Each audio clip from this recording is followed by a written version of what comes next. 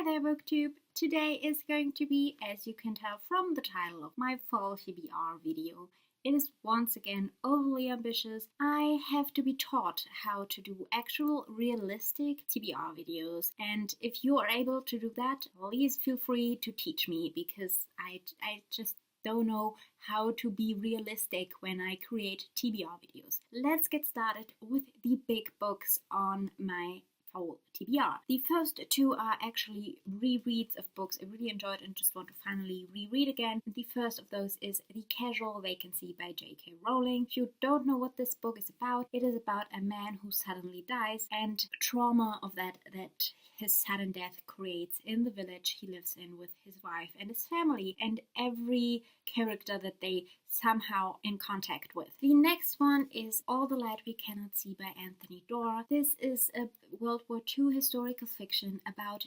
Marie, who is a French girl that goes blind, and we also follow Werner, a German orphaned boy that is forced to join Hitler's youth and then Hitler's army. It has some aspects that I didn't love, but overall it was a great book. The next one is another historical fiction, and that is The Luminaries by Eleanor Cotton. Taking place in 1866 in New Zealand during their gold rush, is in a way a ghost story. If you read it and thought it was just a very interesting read, just let me know something positive, or if you read it and hated it, let me know that as well. But just let me know if you read The Luminaries, because, why not?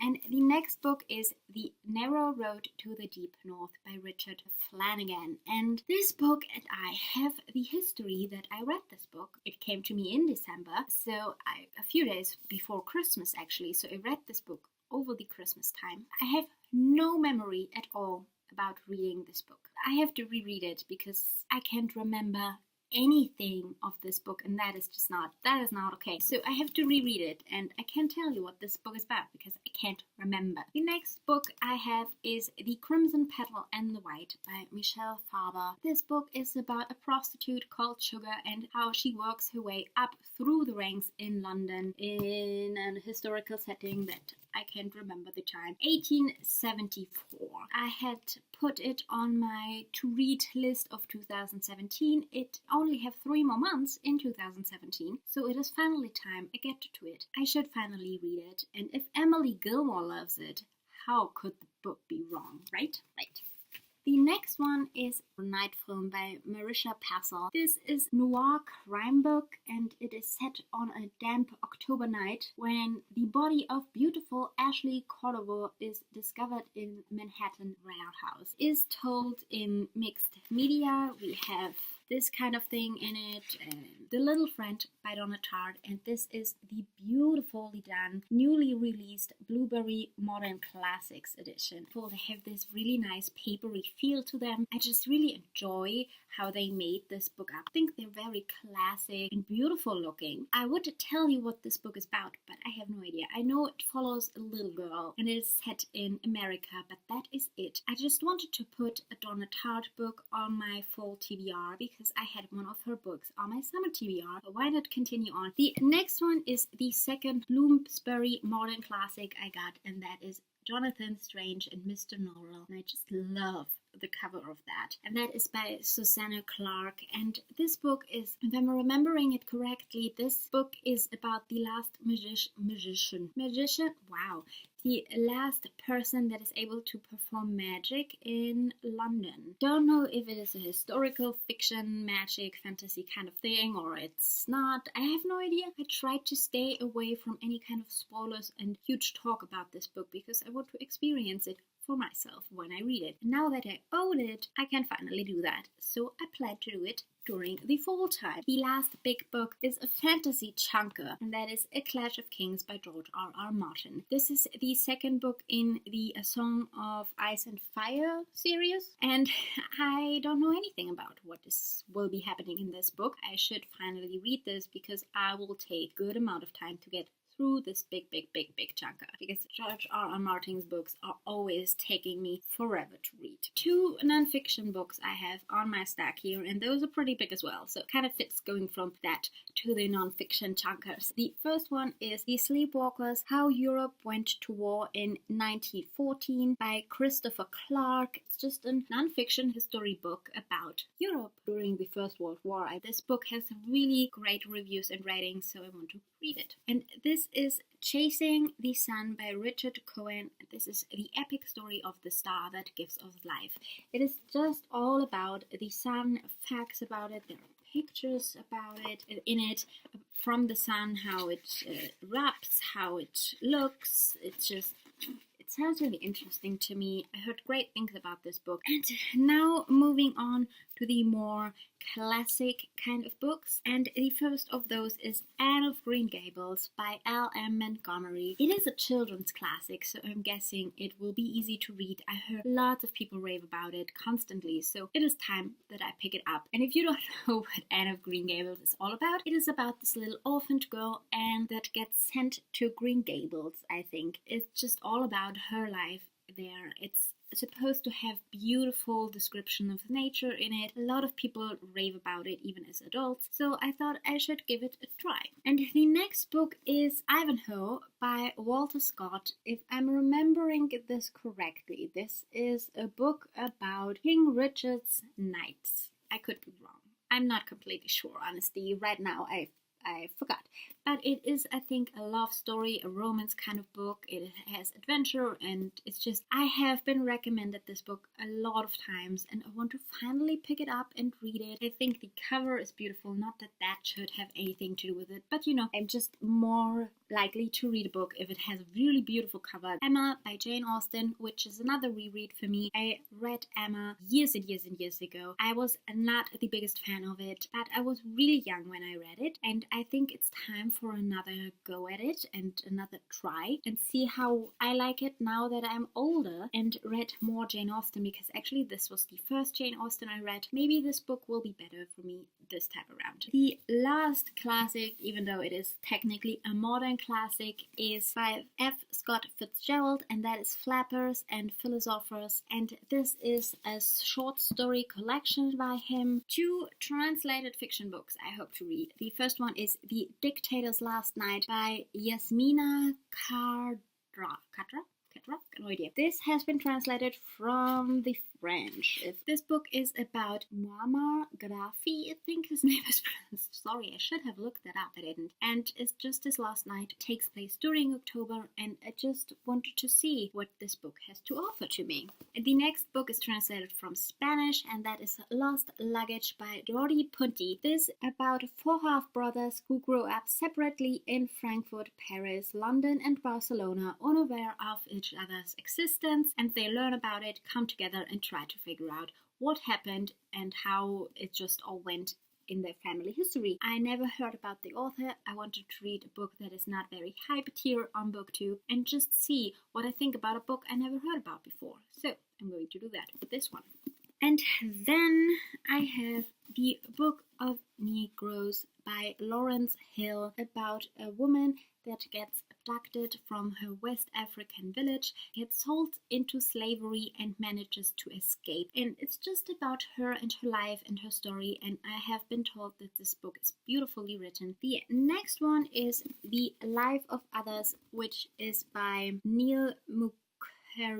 That was completely wrong, I'm so sorry. This is an historical fiction book taking place in Calcutta in 1967, where a man is involved in extremist political uproar, and he kills his entire family to save them from being executed or prosecuted for his involvement in political movements. The next one is another big book, honestly, but it is called A Brief History of 7 Killings by Marlon James. It's another historical fiction, so I'm guessing you can see the kind of mood I'm currently in, and that is historical fiction. This book is about the man that tried to kill Bob Marley in his house in Jamaica in 1976. The next one is another book from my 2017 list, because, you know, apparently fall is the time to catch up with that, and this is a book I really want to read, and that is Bellman and Black by Diane Satterfield. She is the author of The 13th Tale, one of my all-time favorite books, and I still haven't read it, even though she is one of my favorite authors, and I technically can only say that when I finally read her second book. Can't remember what this book is about, so I will have to tell you guys once I read it. I do know that a lot of people say that this is just as atmospheric and dark and gripping as The 13th Tale was by her, so I'm very excited to learn about what this book is about when I read it. MOREAU, Shirley Barrett. This is a book about whaling. If you watched my summer TBR, I had Northwater on there, which was also about whaling. The last handful of adult books, The Fever by Megan Abbott. No idea what this is about, because I prefer to go into thrillers without knowing. The next book has a perfect fall cover, I think. And this is The Hidden Girl by Louise Miller. I never heard of anybody talk about this book, so if you have read this book, please let me know in the comments. It is about a couple that moves into the English countryside and it just goes horrible wrong. The next book is another perfect fall cover, and that is Little Red Chairs by Edna O'Brien. It's just about a man that comes into this community of a small Irish village, and he kind of takes over because everybody falls under his spell, and it's just all about that. The Enchanted by Renee Danfeld. This is about a man waiting in death row in this ancient prison he's locked in. Strange, magical, fantastical things start to happen. I heard it is very atmospheric, very dark, very fitting for the fall mood I'm currently in. Next two books are by Victoria Schwab. The first one is A Darker Shade of Magic. I just want to finally actually read this. I started this book and came to page 70 and for some reason put it down and forgot to pick it back up, which is just horrible. So what will be rereading, everybody on BookTube knows what A Darker Shade of Magic is about. I really love Victoria Schwab's writing, so I cannot wait to experience this next book by her. And the other Schwab book I want to read is a reread for me, that is Vicious by her. I just loved this book about two men that get superpowers and have to figure out which one is the good one and which one is the bad one. That was all the adult books and non-fiction books I hope to read during fall. Moving on to the stack of the YA books. The first one is a reread, and that is Between Shades of Grey by Ruta Sepetys. This takes place during the Second World War. We're following a 15-year-old girl that gets taken to a work camp, and it's just all about her survival and her survival of her family that is taken with her. Even though I remember everything that is going to happen in this book, I just want to reread it. I want to re-experience it. And the next one is also reread, and that is Cinder by Marissa Meyer. For some reason, I'm really in the mood to read the Lunar Chronicles again, so I will be doing that. If you don't know what the Lunar Chronicles are about, I don't know where you have been, because especially on BookTube, those books have been raved about endlessly. But this is fairy tale retelling series. This first book we follow, what's she called in English? It's Aschenputtel in German. Cinderella. Thank you.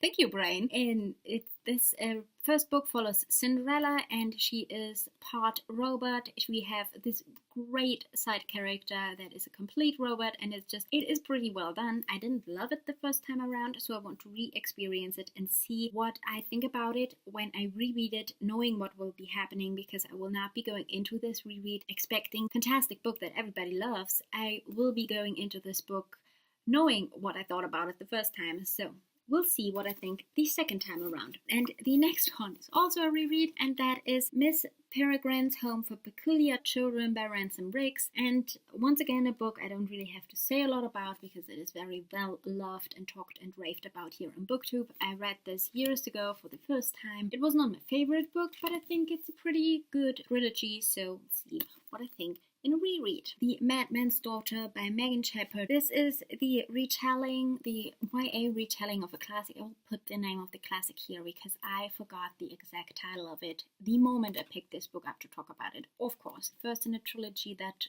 are retellings of darker classics. This follows the 16-year-old Juliet, the life that she builds herself working as a maid and trying to forget the scandal that her father created in her life. Duology I want to reread is The Prisoner of Night and Fog and Conspiracy of Blood and Smoke by Anne Blankman. This is another historical fiction book set during World War II about a German girl trying to flee to England. The last two books. First one of those is 6 of with Crows by Lee Bardugo. I am finally ready to read this duology. I cannot wait any longer. I want to finally experience this. The hype died down a little bit, so I'm finally ready to pick this up. This follows a band of thieves, and I love thieves, so I cannot wait to see how Bardugo set those thieves into the Grisha world. And the last book I have is The Circle by Sarah B. Elfgarden and Matt Strandberg. This is translated from Swedish. It is a trilogy about the 6 girls that I think are magical in some way, because they go to a boarding school to learn to control their powers. And that was my huge TBR. Let's put it like this so you can actually see the huge TBR I put together yet again. If you read any of the books I just mentioned and talked about, please let me know in the comments. I would love to hear what you guys think about it. Would love to hear if you guys actually think I can manage to read this overly ambitious pile of books I have put next to me right here. And yeah, let's just chat about books in the comments. I hope you guys enjoyed this video. If you did, please give it a thumbs up and maybe subscribe to my channel. And I hope to see you in my next video. And until then, in the comments, I hope you guys have a wonderful day. Bye!